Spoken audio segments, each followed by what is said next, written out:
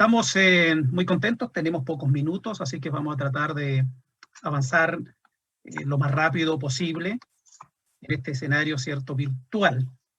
Básicamente pretendo abordar 4 puntos. Remarcar el objetivo que tienen los rankings, a pesar de que el tema, como lo comentaba la doctora Suárez, ha estado apareciendo directa o indirectamente. De hecho, la conferencia de la doctora Fanelli se dedicó también bastante tiempo a ello, así que lo más probable es que eso lo pase de manera bastante rápida. Concordamos con la doctora Fanelli que efectivamente hay 3 rankings que hoy día están posicionados como los más importantes. Yo a eso le sumo un cuarto, que es un ranking que se enfoca fundamentalmente en la investigación, que es el ranking CIMAGO. Por lo tanto, vamos a revisar eso muy rápidamente. Y como la idea también era mostrarles qué es lo que está ocurriendo en nuestros países, yo tenía un poco la visión más o menos de lo que iba a presentar el doctor Adolfo y un poco también la doctora y el doctor que viene después. Seguramente va a ser como una especie de cierre de las presentaciones. Voy a tratar de mostrarles la realidad de las universidades chilenas, que se está mirando mucho a este país, no solo por los terremotos que nos hacen muy famosos a nivel global, sino que también por otras cosas que han estado ocurriendo en los últimos años.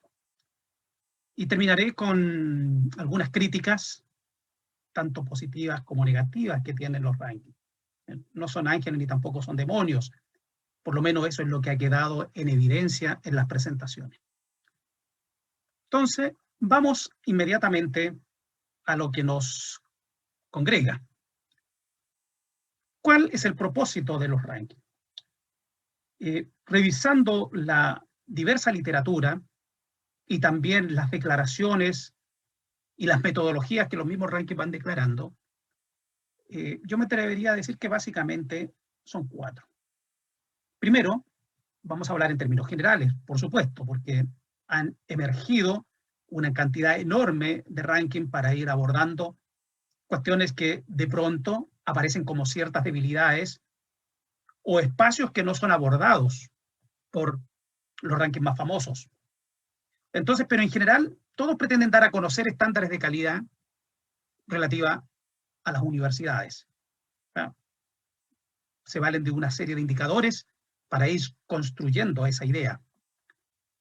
Claramente intentan ofrecer información que es comparativa y que potencialmente puede servir para definir políticas públicas en el campo de la investigación. Muchos de ellos nos permiten mostrar, pero también medir la productividad científica. Y finalmente, creo yo, que orientan y permiten canalizar un poco la gobernanza universitaria. Anecdóticamente, siempre yo digo, cuando uno conversa con los rectores de las universidades, la mayoría dice: a mí los rankings no me interesan. Pero si su institución aparece posicionada en algún ranking en un lugar destacado, inmediatamente es la noticia que ocupa las páginas de sus universidades o genera información, ¿cierto?, a los diferentes grupos. Y tengo la impresión que cada vez más las autoridades que dirigen las instituciones de educación superior están observando y evidentemente orientando sus acciones gubernamentales justamente hacia ese posicionamiento. Ahora, ¿qué pasa con los rankings internacionales? Hemos hablado rápidamente de que existen 4. Para que todos tengamos una información más o menos común, les quería decir que obviamente este es el más famoso, ya lo mencionó el doctor Adolfo Calderón, el ranking Shanghái. Y ahí están las dimensiones, fundamentalmente 4 dimensiones que tienen que ver con calidad en la educación, temas de personal académico, producto de investigación y rendimiento per cápita. Pero claro, cuando uno observa el peso de la dimensión y del indicador, claramente este es un ranking que es definido fundamentalmente por la investigación y por una segmentación, por una investigación bastante elitista. Prueba de ello es que ahí aparecen con un porcentaje importante el tema de los premios Nobel, las medallas Fields, ¿ah? O los artículos, ¿cierto?, que están publicados en las revistas más, pero más prestigiosas. Por su parte, el ranking T tiene también dimensiones que están muy vinculadas con la investigación. Claro que igual miran la enseñanza a través de encuestas de reputación, ¿ah? Miran lo que pasa con los titulados de doctorado, la proporción de estudiantes también con número de académicos y los ingresos que tienen. Pero si uno suma, la investigación da más del 60%, porque incluso se ponderan los ingresos de la industria, que básicamente los ingresos que se tienen a través de la investigación. Y aquí aparece un factor que probablemente muy preocupante para los datos que mostraba el doctor Calderón, porque la perspectiva internacional en este caso pondera en un 7,5%.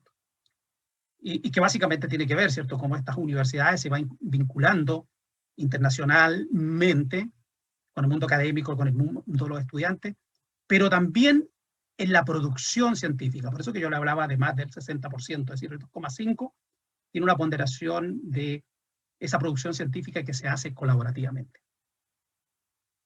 En el ranking QS aparece la reputación como un factor fundamental y probablemente ahí emerge la primera crítica hacia este ranking.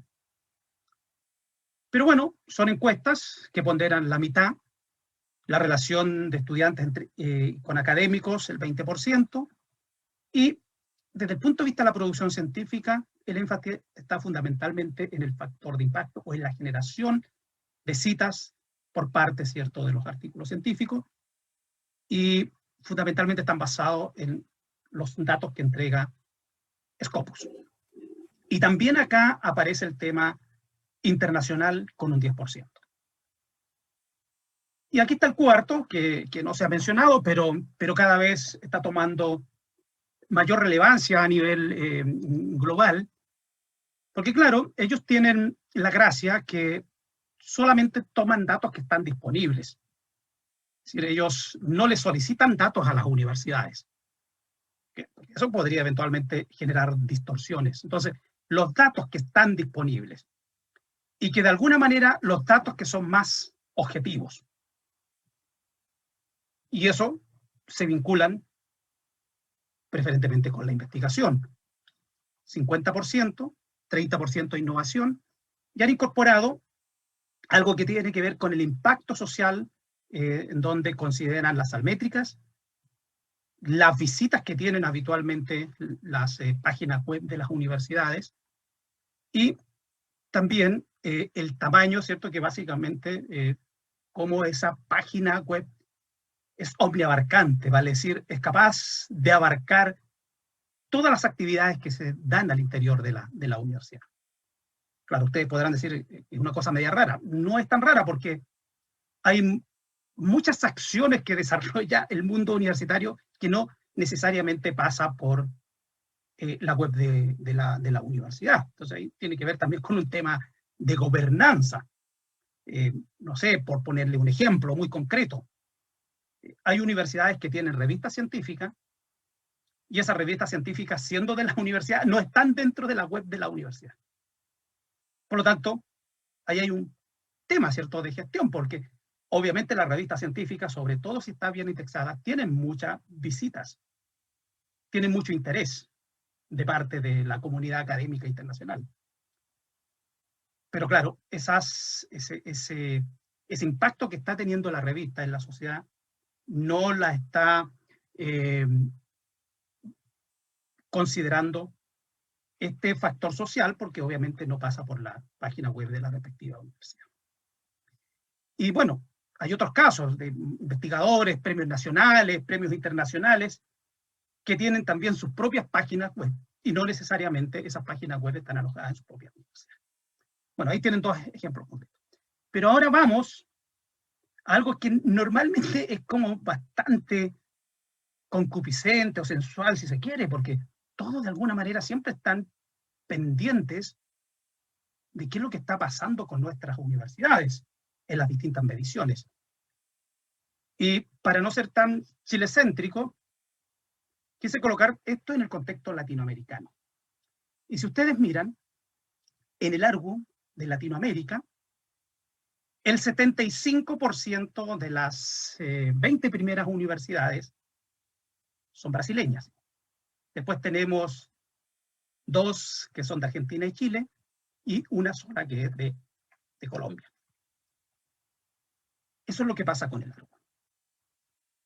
Ahora, si ustedes miran, porque seguramente muchos quieren saber qué es lo que está pasando con Chile, la primera universidad que ingresa al ARGU es la Universidad de Chile, que es nuestra primera universidad, que también nace en nuestro país, y el año 2007 se incorpora a la Pontificia Universidad Católica de Chile.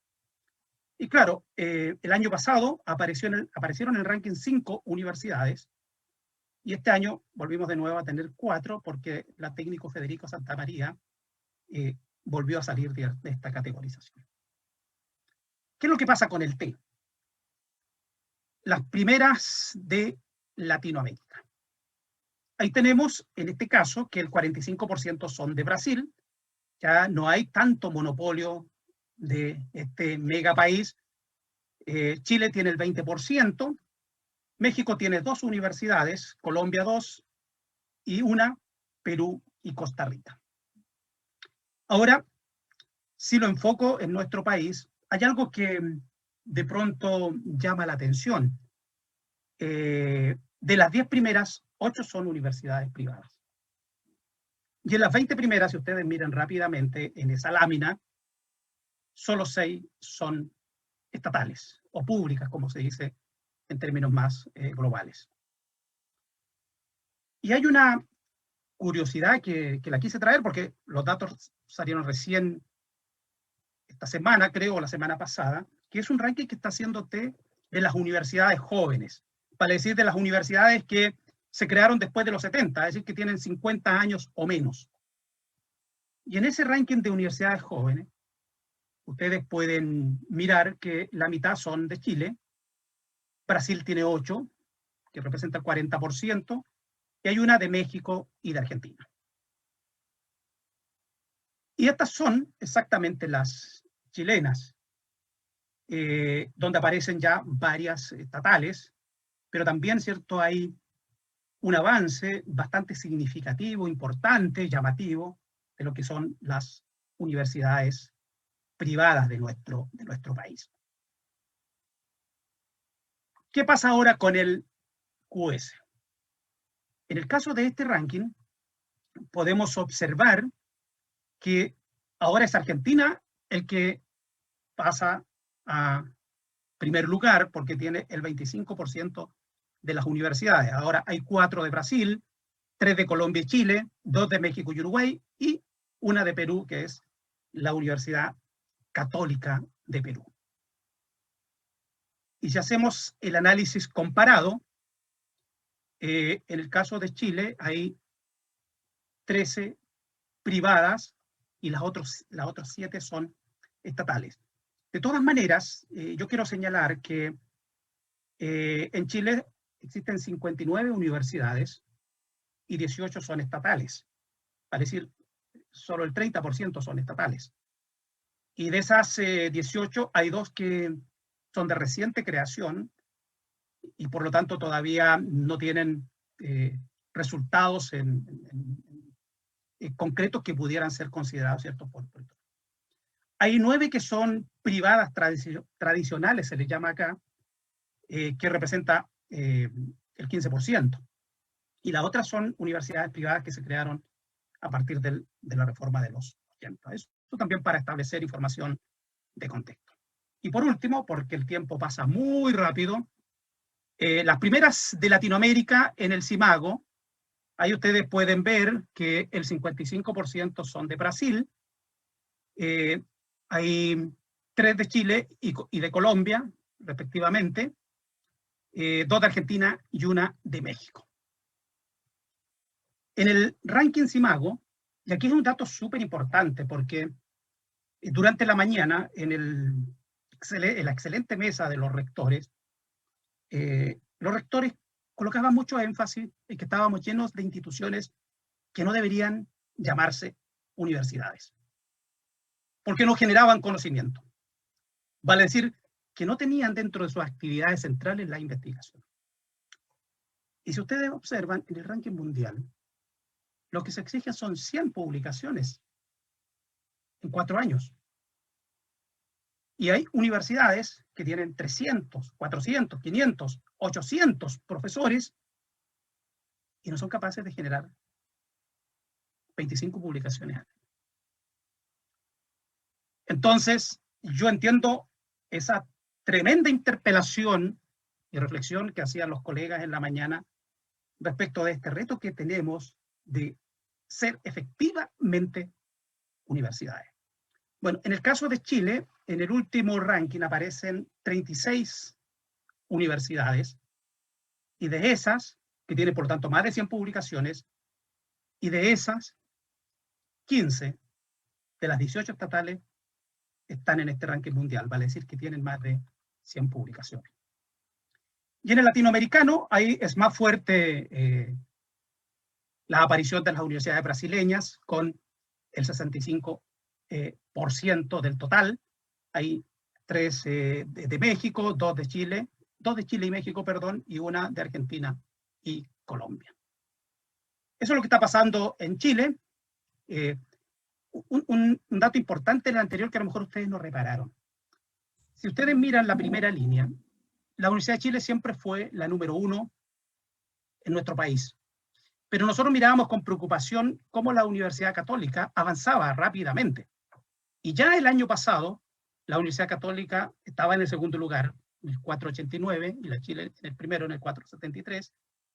Sin embargo, se dio lo que nosotros más temíamos, que a la velocidad a la cual venía avanzando la Universidad Católica, tarde o temprano la iba a alcanzar. Y eso es lo que ocurrió en la última medición.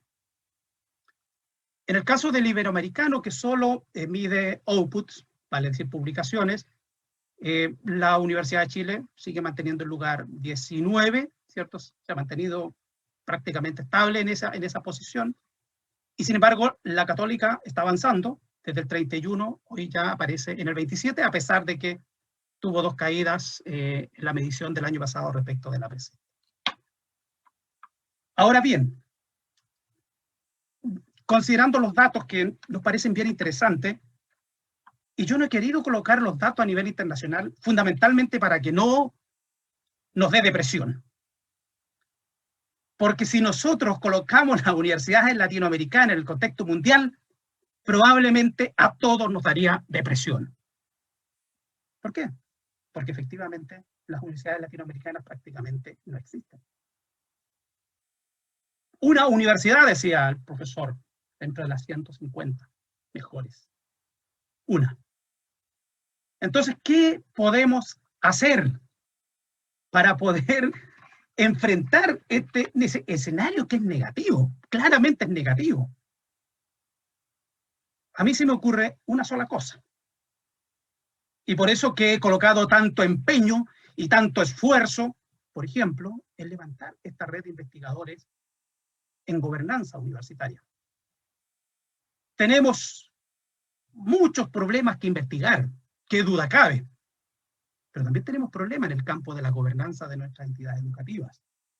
Y mucho que hacer y mucho que aportar. Y alguien se preguntará, ¿y por qué el profesor coloca esa carrera?